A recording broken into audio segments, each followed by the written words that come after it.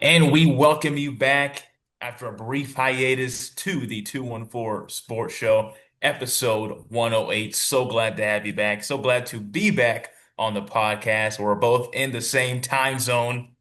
Joseph Wow. Duffey joined alongside TJ Krilowicz. We're both just some Texas boys finally back in Texas. How you doing, TJ?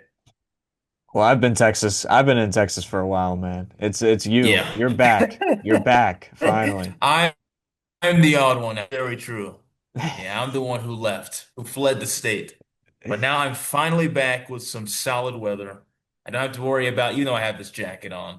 Just colder right now in my sister's apartment, but I'm still wearing the jacket because I brought the cold in with me. It's a little bit windy here and there so far in Yeah, you Austin, just missed it, Texas. man. You just missed Oh February yeah. feeling like June. I mean, it was insane. I heard it was like 80s, and now I get back and I'm like, where is the 80-degree weather? Where is it at? It was Yep. freezing, back where we're from in North Texas. Not freezing, but colder than I expected. My parents hmm again had the jokes. You bringing in the cold gust from New York. So that's how it seemed to be, at least back in North Texas. A little bit of rainy conditions Oh and, yeah. cloudy weather, a little bit of overcast as we record on this Sunday afternoon. And it's been an interesting time in Dallas-Fort Worth sports as of late. Some contentious moments with the Stars and Mavericks ownership, as we've seen the past week. But we'll start with the Dallas Stars, who just recently had their franchise record 10-game win streak snapped against the Colorado Avalanche. 10 wins, the first loss that the Stars had since all the way back in January 22nd of earlier this year. Now, of course, it's going to sound longer because of that Olympic break, and we got to see, Jack Hughes, the Hughes brothers, the Kachucks win gold for the Americans in the Olympics. But, regardless, let's just start with this win streak for the Dallas Stars. Just how insane that was to see in the past month and a half, TJ. Yeah, I mean, I think I mentioned at the first time. I think this was 3 weeks ago on this podcast, right when this started to right before the Olympic break, and I was saying that the Stars were pretty lucky to have their win streak that they were having. And it ended up going a lot further. They ended up making four in a row after the break, which, of course, those weren't any really competitive playoff teams in that picture: Seattle, Nashville, Vancouver, Calgary. Not really anyone of concern, but still impressive nevertheless. But I mean, you're looking at this, I believe 7 out of 10. Yes, 7 out of 10 of those games, the Stars won by one goal. And then also they won in three games in overtime or shootouts. And what Colorado did to them on Friday was basically what the Stars had been doing multiple times on this winning streak, which is, the three times against St. Louis, the comeback against Nashville. Colorado was able to bring the game back, win the third period. It was an extremely frustrating loss, not just because of losing to a rival like Colorado, but of course, you're 16 seconds removed from not giving Colorado a single point. They end up getting two, and you only get one in this sense, or in this instance. Um, you also lose Rupe hence to a questionable play by Nathan McKinnon in the game. And that's just both adding on to all of that, plus a loss to Colorado. It's a very, very heartbreaking way to lose after winning 10 straight. It kind of reminds me of the Aggies football season. I'm not trying to diss on them by any sense, but Oh have that man. big winning streak, get by a few games, win by a few points, and then unfortunately go on to lose the meaningful games later into the season by just an inch, really. So, um, yeah, I mean, it's an unfortunate way to end the losing streak, but they have another opportunity to go on a pretty good, streak right here. They have 5 games at home. We don't know the instance of or we don't know the ending of the Chicago game today on Sunday, as these podcasts get uploaded on Monday. But you got Chicago, Vegas, Edmonton, Detroit, Utah. Would be an intimidating schedule right now, but Detroit just lost one of their captains, or one of their captain and Dylan Larkin, to an injury, and they've been sliding a little bit. Edmonton and Vegas are having off years, and Utah, who is pretty hot right now, still, you still match up great to them. So I would say that this is a good opportunity before you go and play two very important divisional games on the road against Colorado and Minnesota to get back on track after a very, very tough loss against Colorado. Well, you mentioned that tough loss against, one of your rivals, but also you can see why they want to, Jim Nill and, this front office want to go after defense. That's why they acquired Michael Mhm. Bunting and then Tyler Myers from the Canucks, 6'8" Tyler Myers from the Canucks, the 36-year-old Quentin is now in Grimes' half Dallas brother. Stars. Did you know that, by the way? Yeah, I did not know that before, seeing that information, but I need to know more of that story clearly because when I saw Quentin Grimes talking about it on his Twitter, I was like, hmm. Interesting. He's not a Mav anymore.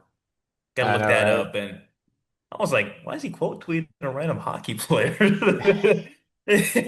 Now we know why. Now we Yep. know why. Yep. Would have never known that without that information. But, I've seen, some Twitter posts about, say, Jake Oettinger and his numbers this season. And you see the Stars get these defensemen. Do you have to revisit this conversation with Jake Oettinger again? Is it that time of the year? Is he just getting carried about with this offense and how great and potent it's been this year? Because you look at his numbers, 40 games played. He's at the bottom 15 for starting goalies with 2.7 goals allowed a game or a performance. Is it time to look at, a Casey Desmith, or is it still fine that, Jake Oettinger is, he was an Olympic goalie, albeit he didn't play, but you look at, the numbers he's given up this year and that again, that performance against the Avs, does it concern you a little bit? I'm not too sure. I did see a lot of people talking about how Jake Ottinger's the second best goalie on the roster after the Colorado loss. I'm not too concerned about giving up four goals and having a disappointing shootout performance against the Colorado Avalanche. They had fantastic stick play in that shootout. It was, I don't think anyone could really stop that. I don't even know if Hellebuck could be able to stop that or some of the better goalies in the league. I'm just going to go ahead and say that Colorado, first of all, is first in goals. I A don't great think team, that yes. yeah, they just scored five against Anaheim, who's a pretty good defensive team. Los Angeles, who is not having a good year overall, is still one of the better defensive teams. They play at a slow tempo. They have one of the least amount of goals scored against. They went ahead and just scored four against them 2 games ago. They're on a good streak right now. They're coming, a lot of their players are finally, kind of getting over the Olympic hangover. Unfortunately, ours are hurt. Most of them are. But I mean, I think that it's not really a case for concern. Um, I know that the playoffs last year were underwhelming for Jake Oettinger, and it ended in a really, really sour note. I think that that should be momentum for him. I hope that that will be momentum for him. I feel like I'm still gonna go in the direction of Jake Oettinger being the starting goalie for primary, for majority of the games. Because right now Casey Smith is a great goalie, but Jake Oettinger is the franchise goalie. He has been for the last few years, and I think that he's going to continue to play at a starting goalie level. I think that he has. Colorado is a tough team. You're going to have a bad game, and it's good to have those bad games out of the way before the more important games. You have two more games against Colorado this season, so I think it's really no cause for concern. But if he does struggle against Colorado for the next two games in the regular season, or one more game against them, has a bad performance against Minnesota, maybe. I don't know. I don't know. Maybe It's maybe we move interesting too. directions. I mean, it's interesting too. I mean, you talk about hangover. I mean, Connor Hellebuyck, to be fair, has not had the best of seasons as of late, last few weeks at least, combining the end of his journey leading up to the Olympics and his last few games, since coming back. They had an OT win as of late, and he got to have a better performance there as a team with the Jets. But, as of late, it's not the best goalie performances for a lot of, good starting goalies in the NHL. So I'm kind Yeah. of with you. We've seen Jake Onger heat up towards the end of the second half and play well in the playoffs. It may not be fair to go after him like this, especially when the team has been winning as a whole. You win and lose as a team. I know people want to, go after his resume so far, being, bottom five, bottom 15 and, starting goalie goals have given up, but, you know, who knows what can happen the next few weeks. Sometimes you have spurts like this for starting goalie. Yeah, I mean, it's a quick turnaround. Hockey is a game where it is quick. You can have a bad game, come back and have a fantastic game the next game. Obviously, that's the case in a lot of sports, but I feel like it's more so in hockey. You see the 3-0 comebacks at times in the playoffs more so in any other sport, I believe. You also have um, you also have the Stars last year losing seven in a row before the playoffs. Seven in a row. They Yep. looked absolutely terrible. They had Jason Robertson get hurt in the last game of the 7 games, and they went on to beat Colorado, who I believe was probably the third best team in the West, ranking the Stars at second, Edmonton at first, of course, because of how they dismantled Dallas in the playoffs last year again. But How um, about them this year? Right. Well, they're like the Warriors. To Yeah. me, they're just the Warriors. They are not the same dynasty, obviously, but They're gonna hang the around. way they leisurely stroll by the regular season, and they have so much leisure because that Pacific Division is so shit. But I mean, dude, it's crazy. They would not make the playoffs if they were in any other division, which is insane to think Reminds me of the about. Heat in a way. You say Warriors, it reminds me more of like the Heat back in like those Jimmy Butler days sometimes, and how they would just hang around basically. And as long as you have a good player who can compete in the playoffs, you'll be Yeah. fine. Yeah, and they certainly do. They certainly do. And they had a Yeah. great deadline too, I believe. So Yep. they'll be all right, I think. Let's move on to a little baseball. And before we get to that, I want to shout out the shirt, by the way, the 30K shirt.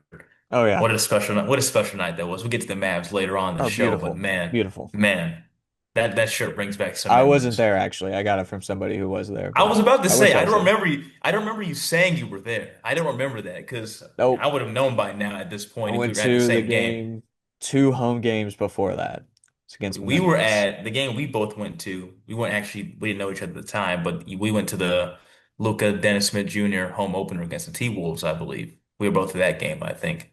That was still But one of the greatest Mavericks oh games I've man, ever been to. My goodness, that was take such a me great back. game. Take me back to Cuban ownership, please. Man, that Dude. game was fun. I still got the shirt to that one too. The Future is Now shirt. It's Oh all yeah. blue. The Oh all. yeah. Oh man. I do too. Uh-huh. Oh, take I me have all the back, free dude. shirts, man. I could make an entire wardrobe with all the free stuff that I've gotten from Mavericks games. It's insane. Oh, young Luca, young Dennis Smith Jr. We had all the hope in the world. Yeah. Move on to some baseball. The World Baseball Classic, TJ, is officially started. There are some Rangers who are in action. Cal Quantrill recently acquired in the bullpen. He's with Canada. Robert Garcia has had a few stints from the bullpen for Mexico, and I'm not gonna lie, he doesn't look too bad. He has not looked too bad. Looked like they're running it back with Garcia in the bullpen this year for the Texas Rangers. And then Alejandro Osuna is also playing for the Rangers, who's an outfielder you saw called up last year, playing for Mexico as well with Robert Garcia. But so far, I want to get your thoughts real quick on the WBC. I don't know if you tuned in a lot or not, but it's been really electric so far. I don't doubt it, man. I'm not a baseball hater at all, but unfortunately, I've not watched too much of the WBC. I get more invested with this stuff when there's Rangers players involved. And, I you're wish there were talking more big about time Rangers involved, not too man. many players involved and not too many of interest. I do really like Alejandro Asuna. And I do like, I'm hoping Robert Garcia can bounce back this season, but, um, I haven't been too heavily invested. I know that the USA have won their first 2 games against, C League teams. And so Brazil baseball, how about that? Brazil and Great Britain My baseball. goodness, That not a is, single English accent on that Great Britain team, man. I would be interested to watch the Brazil Great Britain game. That seems like Yeah, that would be a should be a very fun. close game. A very that could Yeah. be electric right there. Dude, I would have loved to go to a game to Dyken Park or the Juice Box, as we used to call it, Minute Maid Park in Houston. It's been some nice crowds, but you get to see like the difference in fan culture with, American crowds compared to the crowds in Miami. Oh my God. Miami with Venezuela and Colombia and the DR playing there, and then even Puerto Rican crowds in San Juan and also the Asian crowds, the Tokyo Dome. It's just cool how global baseball has become, man. It's unreal. And Dallas is going to experience that soon. Not with baseball, but the World Cup, man. Yeah. Oh man. I don't know if you've seen the Oh news boy. about the projections in the World Cup, how many people they expect to come here. Oof. I have. I saw that I Airbnb was paying people to put up their oh house. oh, and people will do it. They will do it for Oh, that no check. doubt. Oh, they'll do it for that That's a check. good check, man. That's a good check. Welcome in some Argentinians Are or the checks something. coming in? Are they going to be there? I don't know what part they're gonna be in. I I think don't know. all I remember is like it's the Netherlands, Japan. Anyways, yeah. Imagine they I'm got excited the for the World people. Cup, but I'm not excited for the traffic, obviously. It's going to be I didn't look at the pool a again, but mess. considering it's in Texas, man, like imagine they got the people who have a lot of descendants in Texas. Like getting the checks in Texas would be awesome. I Have them know, stop by right? Check Stop or something. Some great kolaches, man. Yeah, bring the Germans to Texas. Plenty of German history in Texas. But that'd be awesome. That'd be awesome. That would be. But going into the Rangers spring training, they now have a new acquisition in Andrew McCutchen. A little bit of a sad exit from Pittsburgh. He wanted to retire a Pirate, but as of late, he is now a Texas Ranger. I don't know if that's gonna, put on a warning for Jock Peterson, who hasn't had the best of spring training so far to start off the Ranger spring training. But under new manager Skip Schumacher, this lineup again is a little bit iffy, TJ. I don't know how you feel about what Andrew McCutchen could mean to it if he makes the roster. I think he'll make the Nothing. opening day roster, but I don't even I think don't he's know. gonna make the roster. And if he does, it's just another typical Rangers signing. You know, they went a few years of actually spinning the bag, going again to Grom, signing Seager and Simeon.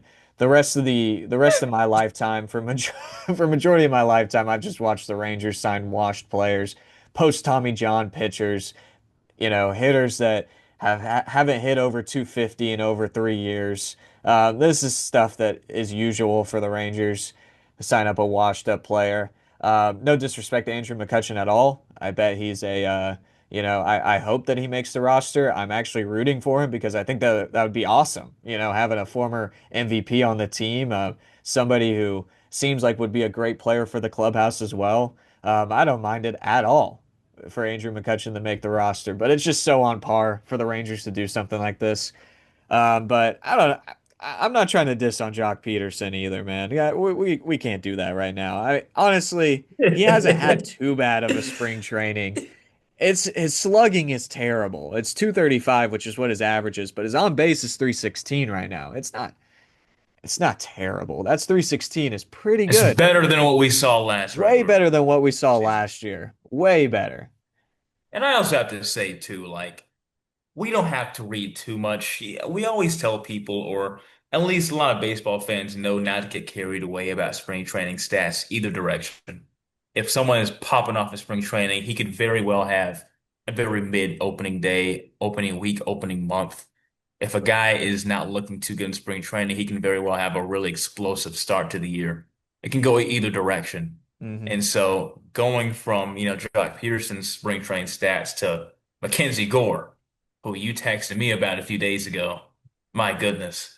It's hard to stomach it right now, but I still like where we're feeling, where we're looking with this rotation to start the year because man, it's going to be really good with DeGrom, Evaldi, and then, Rocker and him, and then Jacob Latz.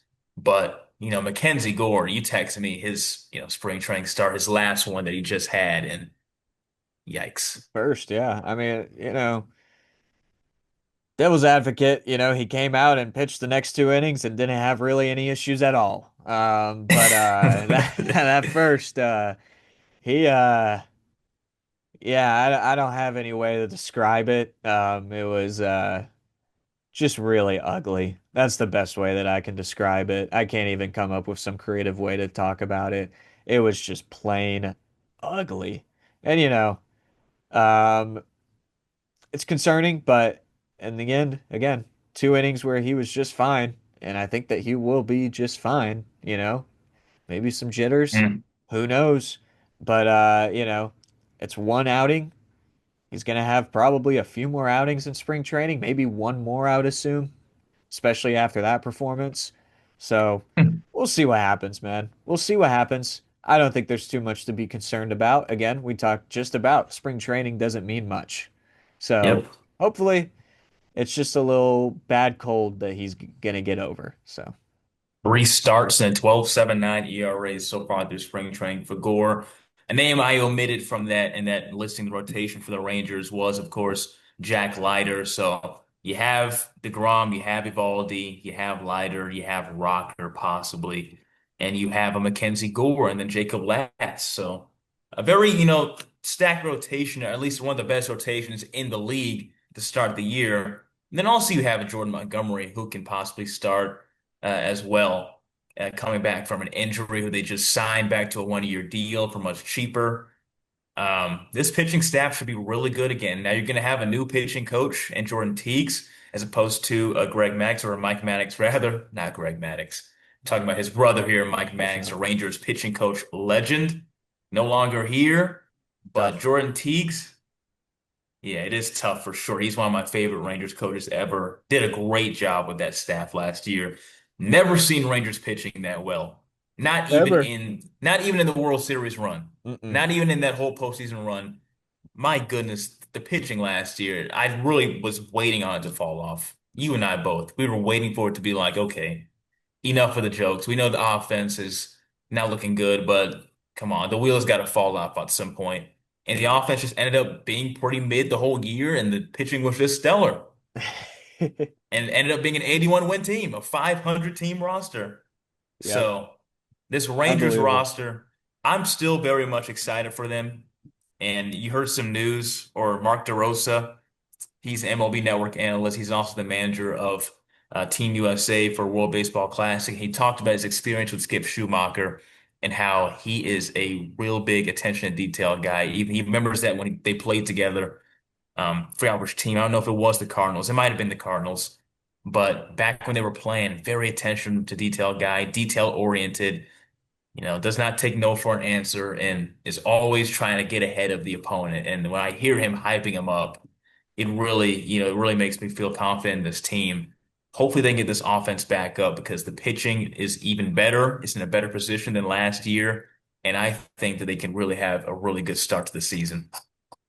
Yeah, I mean, you can't help but be hopeful for a team right Yeah. before opening day. I mean, it's just fun. It's fun. It's a lot of, uh, you know, there's still a lot of denial, I think, at least in my mind, that this Rangers team is as mediocre as they are, because we have seen this team We've seen it so much, raise man. rise to great, great heights, heights that I've never seen as a sports fan before. And so, obviously, a lot has changed. But there's still a lot of the core pieces there intact with the roster, and I still just am waiting. I'm still on the edge of my seat, waiting for them to turn it around, win some games, take a hold of the AL West. Who knows? But until then, we wait and we just gotta hope. Yeah, for now, likely the Mariners are still probably the favorite to repeat as AL West Division champs, but you can never count out the Houston Astros. Nope. Don't know if you're worried too much about the Angels, but the A's are on the rise, absolutely on the rise. And you could say they're one or two pieces away from being at that level we saw in the late 2010s, being one of the best teams in the American League. They're Hmm. right there, man. They have a great young core, great young nucleus. And some of them, I saw their front office trying to possibly pitch to getting Kyler Murray back. Who knows? DFW legend Kyler Murray finally going back to baseball after getting released from the Arizona Cardinals. That would be crazy, but that's probably not happening. Absolutely not. Nonetheless, Absolutely this not. A's team, watch out for the Sacramento A's, or I guess we just call them the Athletics now. They're not officially the Vegas A's just yet, as their stadium is under construction. Just the Watch out for A's. them, though. Yeah, just the A's. Homeless A's, man. Yeah, and My that little house minor theirs. league park. It's quite sad, Go. man. That's our divisional opponent. Sad, man. One of the best teams in MLB history. Can't even have Very a home right storied. now. Very Very story. storied. Nine. I think they have nine championships.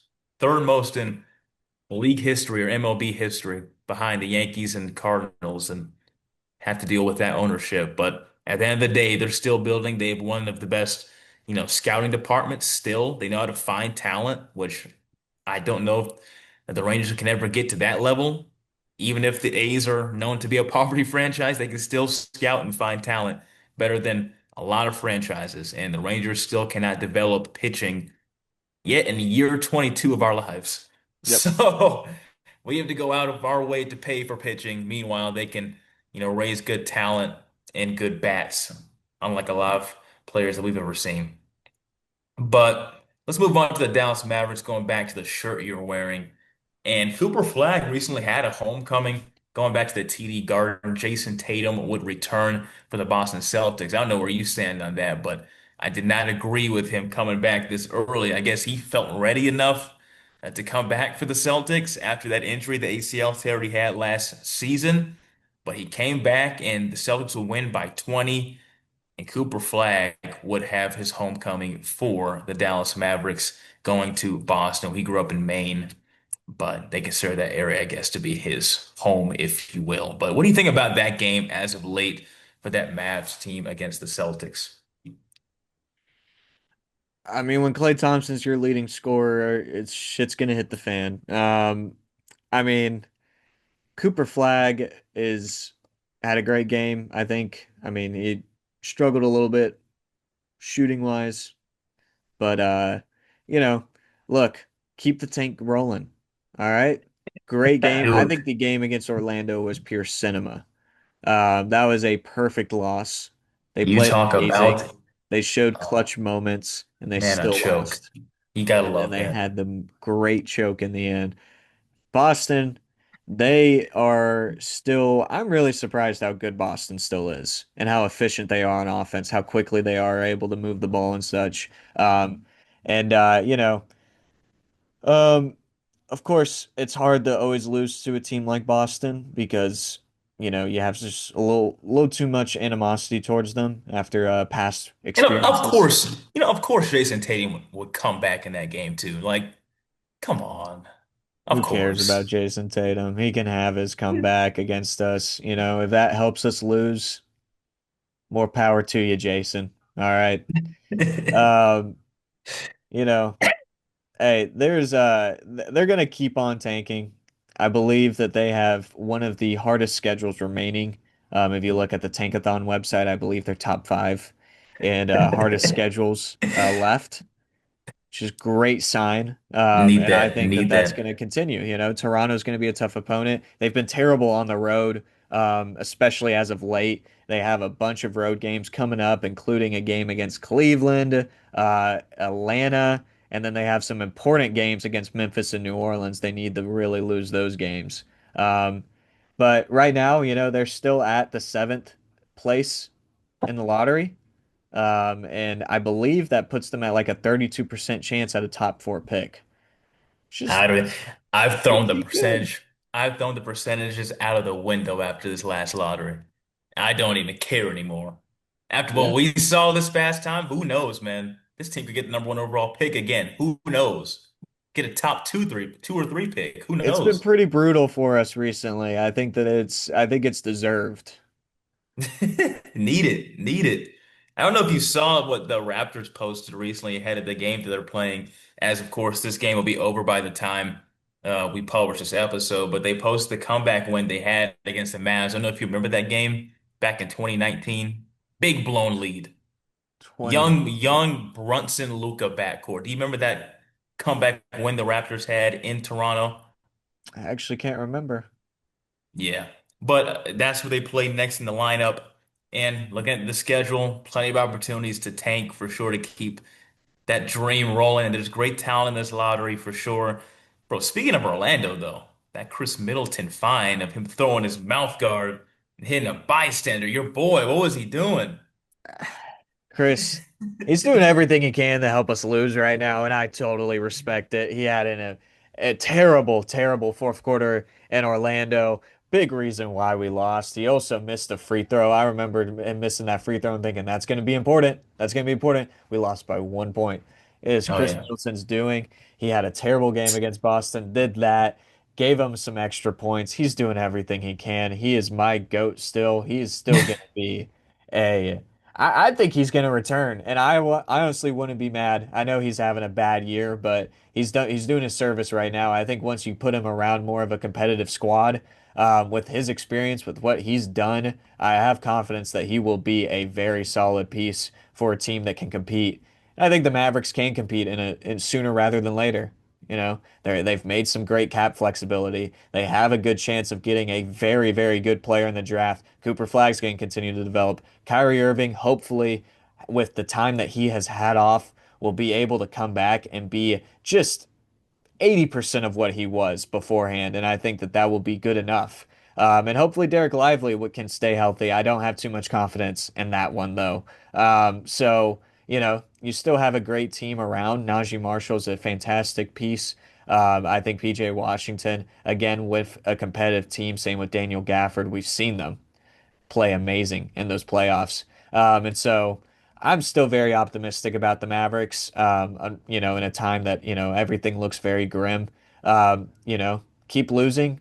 This is a very ethical tank, as slightly biased would put it. And it is going to be hopefully they'll get a good draft pick, and I think they'll be back on their feet next season.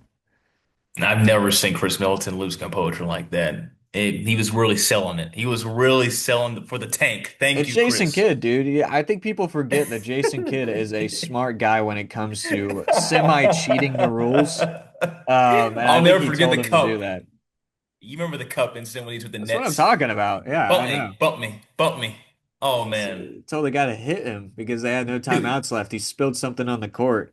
That bro, that is made national news. I'll never forget that. that's some really good IQ. Unfortunately, he forgot. The one thing he forgot is that cameras are on him at all time, and that hit me is a really easy word to lip read. I'll never So, forget seeing that at NBC Nightly News. My parents were watching, Brooklyn Nets highlights oh with man. Lester Holt. I'm so skeptical about Kidd. I feel like he's probably not the answer for if we want to be a great team, if we want to be a title contending team. I don't know how much I really trust in him, even though he brought us to the finals. I think it's more the players doing, to be honest. I, if he would do that move in one of these games, man, I'm telling you, he wins me completely over again. I'm telling you, I'm You like fall in love again, extend him immediately. extend them. Start having the negotiation period again. Yep, yep. Go ahead. I know they Get it just started. extended him. Get it going again. Get it started, Finley. Alrighty, for this Mavs team after the Raptors to go against the Atlanta Hawks on Tuesday at 6:30, and then for the Stars after this game against the Blackhawks, you'll see them face off against another rival in the Vegas Golden Knights on Tuesday at 7. So some good matchups to look forward to in Dallas Fort Worth sports. Keep watching the WBC and keep watching these Rangers performing as well in spring training or in the WBC as well. But that'll do it for episode 108 of the 214 Sports Show. Glad to be back. It was a very fun one. We remind you to watch the full podcast unedited on YouTube or Spotify. It'll be posted every Monday at 10 a.m.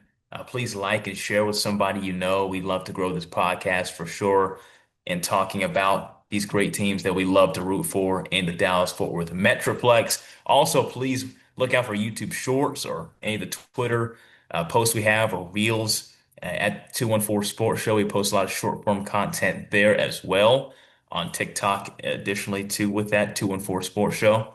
So, TJ, do you want to give your socials? Yeah, I absolutely can, Joe. You can follow me on X at TJ_Krilowicz and on Instagram at TJ.Krilowicz. And for myself, you can follow me at Joseph_Duffy99 on Instagram and Twitter. You can also follow me at Joe_Duffy on TikTok. Again, that'll do it for episode 108 of the 214 Sports Show. Talk Stars, WBC, Rangers spring training, and the Dallas Mavericks. We'll be back next week on the 214 Sports Show. For TJ Krulowitz, I'm Joseph Duffy. Welcome.